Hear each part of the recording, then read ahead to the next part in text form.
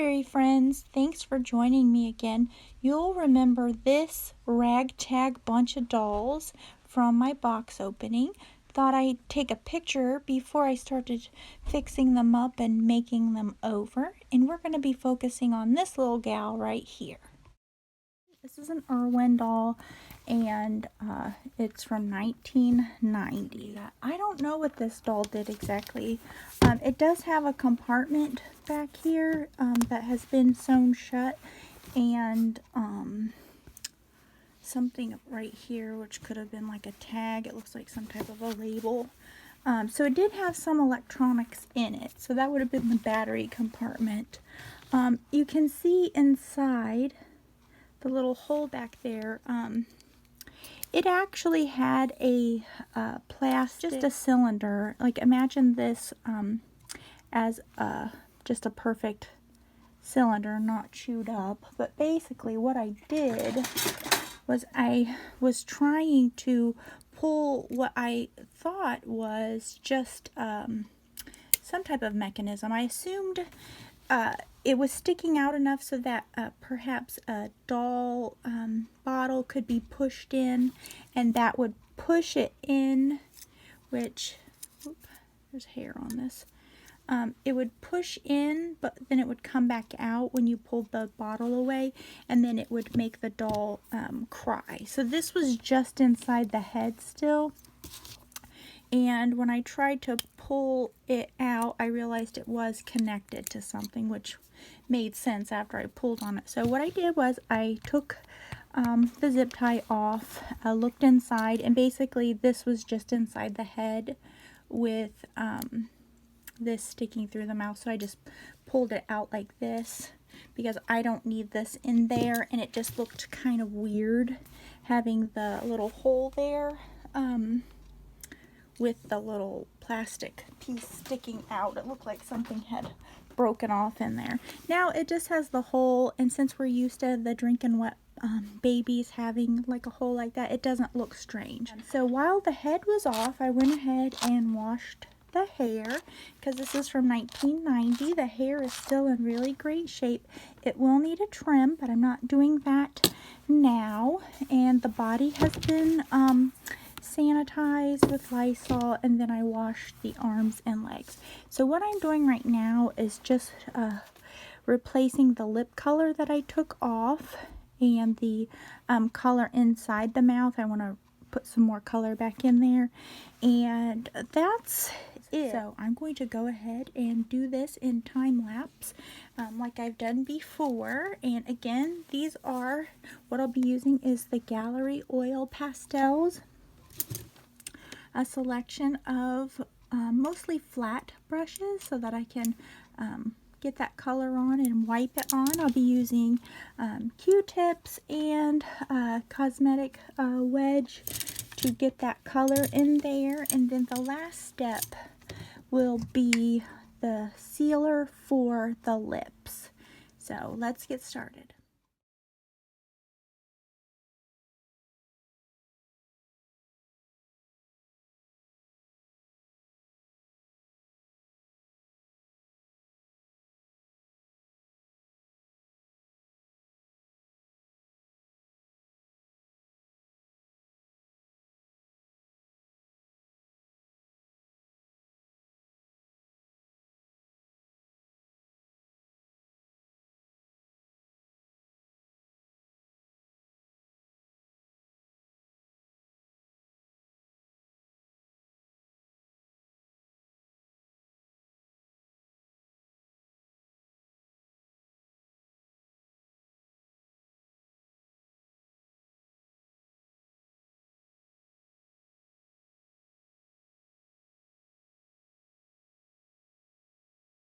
Well, here she is, everyone. I hope you like how she turned out. I think her face paint turned out reasonably well.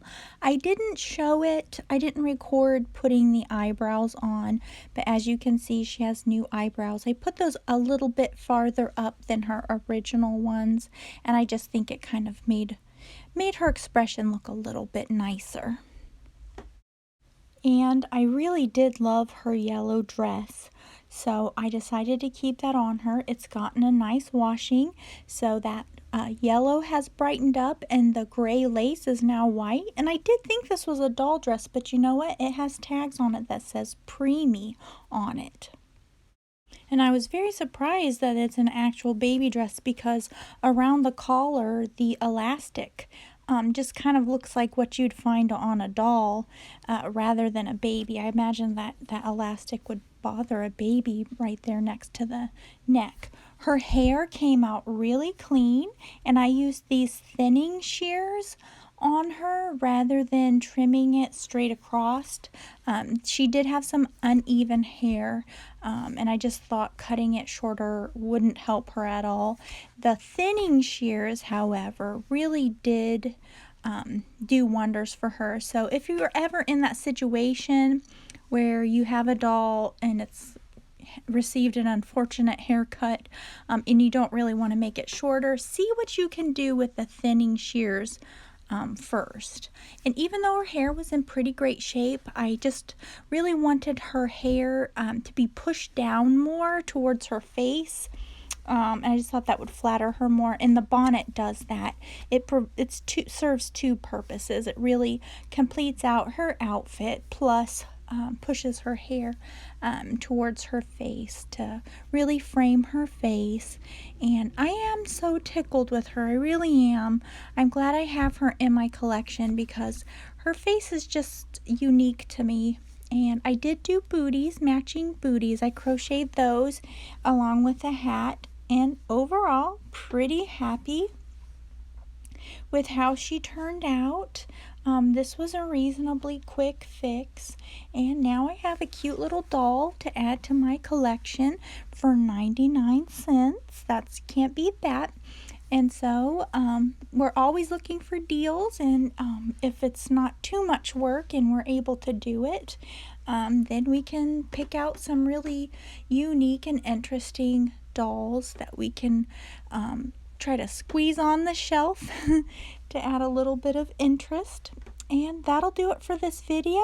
I wanted to do some photos of the doll, and here's your little reminder of how she was when she came to me. And here's her little Easter photo shoot. And I'll stop talking now. I hope you guys have a magical day, and thank you guys so much for spending a little bit of your day with me. Bye-bye.